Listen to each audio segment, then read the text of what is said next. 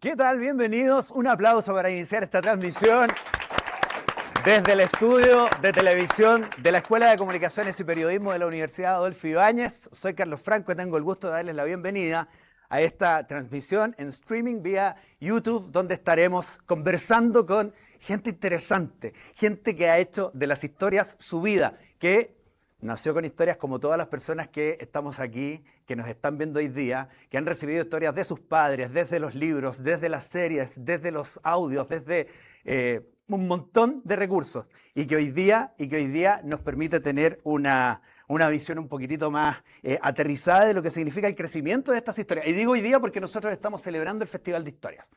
Eso es lo que nos hemos propuesto en la UAI, específicamente en la Escuela de Comunicaciones y Periodismo. Tenemos una tradición de historias, desde el periodismo, desde la ficción, desde la realidad. Y hoy día queremos celebrarlas. En esta primera entrevista nos acompaña desde Madrid. ¿Quién nos acompaña desde Madrid? Yo los escuché ahí a los alumnos de contenidos creativos muy entusiasmados con esta visita. ¿Quién nos visita hoy día desde Madrid, equipo? Jesús Diamantino. Jesús Diamantino, ¿cómo estás? Hola Carlos, bien, ¿y tú? ¿Cómo estás? Súper contento. Acá de... Sí, muy bien, muy bien. Muchas gracias por la invitación. Hoy tenemos un pequeño delay, pero no va a ser ningún problema. Porque vamos ahí a masticar bien cada cosa que vayamos comentando. Primero, ¿qué te lleva a Madrid? ¿Por qué estás en Madrid ahora? ¿Presentando libros o en otra cosa? Sí, estoy por dos motivos. Primero, porque estoy cumpliendo una pasantía de investigación en la Universidad de Alcalá de Henares. Entonces estoy acá en varias actividades, haciendo charlas, también participando en seminarios con los alumnos de posgrado de literatura de acá. Y por otra parte, también estoy en unos trámites editoriales porque mi último libro, Siembra Negra, se va a publicar en España y en Latinoamérica a fin de año. Por lo tanto, ando acá también en ese, digamos, en esa, qué sé yo, en ese trámite, ¿no? Así que bien, muy contento. Nosotros igual contentos de tenerte. Cuéntanos un poco, ya que queremos aprovechar el tiempo, estos 20 minutos de conversación, ir directo a Siembra Negra. ¿Qué trae esta nueva historia donde exploras el terror, el horror? ¿Qué tipo de terror nos traes esta vez? Yo parto diciendo que leí Rural y me encantó. Me encantó esta combinación entre personajes que son de la realidad, de la historia de Chile y que también sembraban miedo, y otros que son de ficción, y esta combinatoria me parecía espectacular. ¿Qué tiene en el ADN Siembra Negra?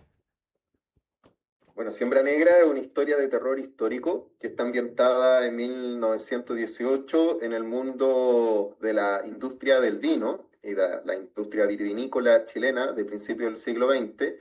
Y la historia está ambientada en la zona central de Chile, en el Valle Central, en el foco de una familia aristocrática y muy, muy poderosa, dueña de una viña, que es la Viña Santa Terra, y que de repente, de un momento a otro, esta viña comienza a ser amenazada por una fuerza extraña, una especie de peste sobrenatural que comienza a invadir todo, a carcomer todo y especialmente a afectar a la protagonista, Viola Iturrieta, quien se ve de alguna manera influenciada y poseída por esta fuerza que poco a poco la va corrompiendo. Oye, ¿y cómo nace la inspiración de esta historia? ¿De dónde se toma Jesús Diamantino en general para inspirarse, para contarnos las historias que trae en cada libro, y esta en particular? A mí, una de las cosas que más me gustan, y de hecho lo que yo investigo en la universidad, que es mi área de investigación en la literatura fantástica y la estética del horror, y ahora estoy hace bastante tiempo estudiando el terror rural, el espacio del horror, de estas dimensiones, de estas dimensiones alejadas, ¿cierto? Marginadas de los espacios urbanos, el mundo de la leyenda, el mundo del folclore, y estoy de cierta manera estudiando el rescate de esa tradición cultural en Chile. Y mi literatura tiene que ver mucho con eso, o sea, son intereses que se están cruzando. Y en el caso de Siembra Negra, lo que yo quise hacer fue una historia de terror gótico, porque en realidad Siembra Negra es una historia de romance, es un romance gótico con elementos de terror, porque este personaje, Viola Iturrieta, ¿cierto? Se ve que está, por ejemplo, está comprometida en un matrimonio sin amor, arreglado, y de repente, ¿cierto? Aparece un enólogo español llamado Tirso Casas, que viene y desarma toda su vida de cierta manera. Y claro, pues y ahí paralelamente comienza toda este enfrentamiento con esta fuerza oscura. Pero mi inspiración viene del mundo rural chileno. Es algo que a mí me gusta mucho y claro, está ambientada en el mundo del vino. No es que me guste el vino y que por eso no lo hice. De hecho, no bebo alcohol, pero sí me parece fascinante el mundo cultural chileno en torno al vino. Es que es todo un mundo de tradición, de campo, de herencia. Igual hay una puerta hacia un universo que puede traer un montón de historias que yo me imagino que el terror no las ha tomado. Yo no recuerdo literatura de terror asociada a esta tradición del vino. El campo hermanado con el vino, maridado diríamos con el vino. Exacto. No hay mucho. Hay varias leyendas, sí, ¿no? Leyendas en torno al mundo del vino chileno, por ejemplo, la leyenda Casillero del Diablo, que se supone que el dueño de la viña hace un pacto con el diablo para tener para asegurar su poderío económico y para asegurar un sabor espectacular, ¿cierto?, en sus cepas, pero claro, en realidad no existe un ahondamiento literario ficcionalizado en torno al mundo del vino. Pero esto me sirve de excusa igual para poder hablar de otras cosas interesantes como el choque, por ejemplo, el choque social, ¿no? El choque cultural que existía, ¿cierto?, en el mundo de la aristocracia, en el mundo, digamos, del empoderamiento económico, el enriquecimiento así, pero a caudales de estas grandes familias en aquella época. Y también ahondar un poco sobre la historia del vino. Por ejemplo, algo bien interesante es que yo me baso en un hecho real, que, por ejemplo, a mediados del siglo XX, perdón, a mediados del siglo XIX, Chile se transforma en uno de los mayores exportadores de vino del mundo, ya consolidando un monopolio comercial, porque en Europa y Estados Unidos, un hongo llamado el hongo de la fluxera, ¿cierto?, acaba con las principales vides, menos en Chile. Entonces, ese hongo, esa infección, ¿cierto?, que existió y que aseguró el poderío económico de Chile en el mundo del vino, fue algo que me inspiró bastante. Entonces, esta novela me ha servido mucho para poder ahondar en la historia de Chile, investigar acerca de todas esas capas sociales que es primera vez, ¿no?, que me meto en el mundo de la novela histórica. Recuerdo que hace unas semanas, poquitos días, con la conmemoración o celebración del Día del Libro, nos encontramos ahí en Huechuraba, en el café literario, te invitaron a hablar. Y recuerdo que tú mencionabas algo sobre tu vínculo con el relato oral, con las historias de campo asociadas como al miedo, al terror. Tú decías, a mí me daba mucho miedo en la infancia cuando me contaban historias de terror en el campo, pero también entre esto, como diría la canción, que me asusta pero me gusta. Y después me dediqué a contar historias. ¿Nos puedes contar un poquitito más de eso? Sí, no, de hecho, ahí están mis alumnos, pero no sé si les conté a ellos, pero la verdad es que yo soy súper miedoso. A mí me asusta, me da mucho miedo la oscuridad, por ejemplo, por eso yo escribo de día, no escribo de noche, escribo siempre en la mañana y no pierdo el hábito. Incluso acá, estando en esta estadía de investigación, también así de manera súper estricta, escribo 3 o 4 horas en la mañana, muy temprano, pero ya después suelto eso, después leo nomás o estudio, pero no escribo cosas de terror o trato de no ver cosas de terror en la noche, porque de verdad me da miedo. Y yo creo que ese sentimiento, un tanto contradictorio o irónico, me ayuda también a poder potenciar mi historia. Pero desde chico siempre me ha gustado mucho el terror, pero paralelamente también me asusta mucho. Voy a aprovechar que mencionaste a tus alumnos para hacer aquí algo que de pronto mi director se va a enojar. ¿Dónde? ¿A la cámara de Laura hablo, señor director? Sí, ya. Para recordarles a ustedes que nos están viendo a través de YouTube, con el hashtag Festival de Historias UAI. Ahí compartimos. Ya estamos compartiendo también en el Instagram de la Escuela de Comunicaciones y Periodismo de la Universidad Adolfo Ibáñez. Les recuerdo también, ¿con quién estamos hoy día? Con Jesús Diamantino, académico de la Facultad de Artes Liberales de la Universidad Adolfo Ibáñez, pero además un escritor que nos ha invitado a recorrer el mundo del horror desde distintos lugares. Y por supuesto la conversación, él decía, en este vínculo con los estudiantes. Y por eso, decía yo, el director se va a enojar porque me voy a mover para todas partes. ¿Alguna pregunta que tengan? Y yo, para efectos de que esto salga televisado, ¿se la puedo repetir a Jesús aquí? ¿Alguien tiene alguna duda que quisiera preguntar? ¿No? Solo fans, ninguna pregunta, porque aquí cuando yo anuncié que venía Jesús Diamantino, todo el mundo estaba contento. ¿Ninguna pregunta sobre la obra de nuestro invitado? Por ahí vi una mano arriba. ¿No? Ah, ya. Perfecto. Bueno, yo tengo otra, Jesús, mientras se ponen creativos nuestros estudiantes de contenidos creativos y los del curso también de Storytelling Transmedial que están en el corazón del Día de las Historias, del Festival de Historia. A mí me gusta explorar un poquitito la cabeza creativa, el algoritmo o el modo de construcción, el proceso. Y me gustaría meterme en tu cabeza, si es que tú me lo permites. Porque hay algo de inspiración, entre el miedo y la inspiración de tu propia relación con el terror, pero también el método investigativo tuyo. ¿Cómo vas combinando ambas cosas? Decía ya que el episodio de la vid y la pérdida del negocio en Estados Unidos le abrió una puerta a Chile. Eso es un hecho real y tú lo tomaste para esta obra en particular. ¿Qué otros elementos tomas? ¿Te inspiraste, por ejemplo, ya que estamos cerca aquí de la Viña Cousiño Macul, en la historia de Isidora Goyenechea y otras familias de estirpe tradicional chilena? Sí, sí, de hecho, para toda mi escritura, para todos mis proyectos novelescos, siempre investigo mucho. De hecho, me demoro más investigando que escribiendo. Cuando no me demoro mucho en escribir, y no es porque sea un genio o un seco en la escritura, sino porque yo me dedico a enseñar escritura, tanto escritura académica como escritura creativa. Entonces, yo dirijo el magíster en escritura creativa de la universidad.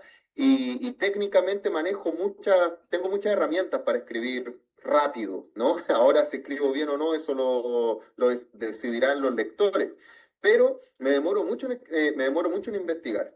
Por ejemplo, para Siembra Negra, la investigación me llevó casi 8 meses, en donde estuve recopilando información acerca de la historia del vino en Chile, consultando distintas fuentes, trabajando harto en la biblioteca de la universidad, de ahí saqué mucho material. Eh, y también recogiendo mucho la tradición, por ejemplo, de los jesuitas acá en Chile, que tenían los jesuitas antes de ser expulsados en el siglo XVIII, también tenían muchas viñas. Entonces, en el fondo, el vino llega a Chile en 1645 con Pedro de Valdivia, y Pedro de Valdivia dijo que quería traer el vino a Chile porque para él el vino era un símbolo de evangelización. Entonces también entendemos que el vino no solamente representa el maridaje, el goce con la comida, o es un símbolo aristocrático, sino también que es un símbolo sagrado. Y estuve ahondando muchísimo acerca de todos esos elementos simbólicos del vino. Y yo lo que hago siempre es investigar mucho. Planifico mucho mis historias y después de planificarla, investigarla, comienzo a escribir. No creo, personalmente, en mi proceso creativo no es intuitivo, para nada. ¿Ya? Yo necesito tener una base, necesito tener una estructura, necesito tener apunte, necesito tener, digamos, como una especie de escaleta que ir rellenando antes de ponerme a escribir. Yo no podría sentarme y escribir libremente, nunca. ¿Y qué lugar tiene la sabiduría popular ahí, en esa ecuación? Estoy pensando, por ejemplo, en Andrés Montero y su literatura que tiene una raíz muy, muy en esa línea. No sé si hay algún vínculo para ti en esto. Sí, no, claramente. O sea, el saber popular es fundamental. De hecho, para el terror chileno que hoy en día está teniendo una relevancia muy grande. Hay muchos escritores que estamos trabajando, los escritores de mi generación, de Pancho Ortega, Francisca Solar, Miguel Ferrada, entre muchos otros. Y estamos muy, muy influenciados por la recuperación del relato oral, por la recuperación, digamos, de la tradición folclórica chilena. Y esta tradición cultural lo que busca, por supuesto, por lo menos personalmente, lo que busco también es tratar de colaborar en una estructura, una definición identitaria que creo que está bastante fracturada hoy en día.